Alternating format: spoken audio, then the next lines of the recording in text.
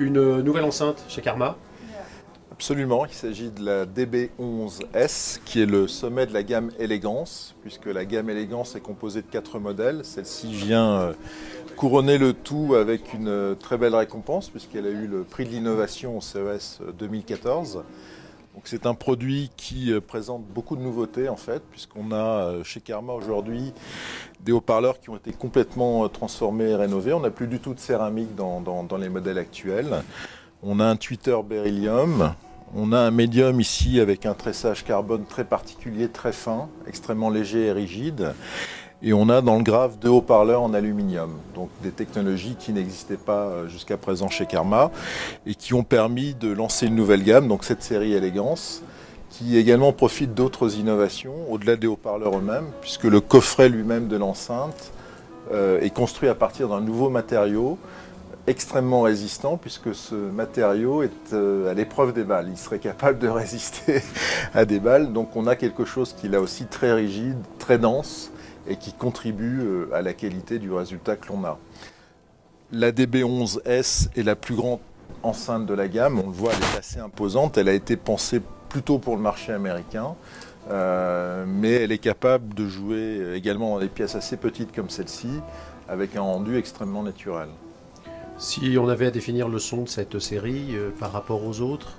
C'est une bonne question. Il y a une évolution, c'est-à-dire qu'on garde toujours la grande résolution dont sont capables les Karma, notamment dans le médium, qui est absolument fabuleux de transparence et de naturel. On a aujourd'hui sans doute une capacité dynamique supérieure, une capacité à jouer plus fort, peut-être à être encore plus rapide qu'on ne l'était, et avec un équilibre tonal qui est certainement plus intéressant dans la mesure où on a une balance complète entre le grave et l'aigu, sans aucune aspérité. On a vraiment un rendu extrêmement naturel et très agréable à l'écoute en fait. Alors d'un point de vue pratique, les amplifications et l'alimentation, ils ont aussi apparemment développé... Absolument, il y a également des innovations puisqu'on a ici un système qui est alimenté entièrement par des électroniques Karma, donc bloc mono, préampli, à l'exception de la source, puisque Karma ne produit pas de lecteur. Mais on a un ensemble câblé également avec les produits de chez Karma, donc une solution complète qui est proposée aux clients.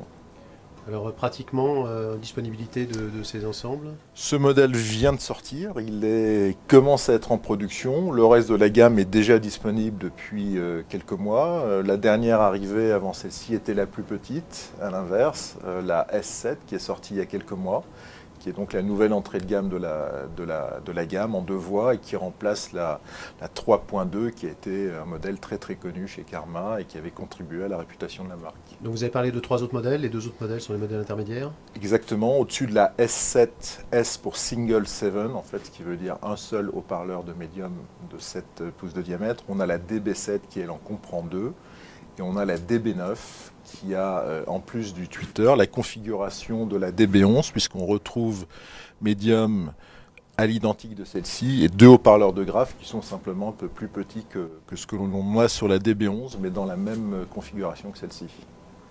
Merci beaucoup. Je vous en prie.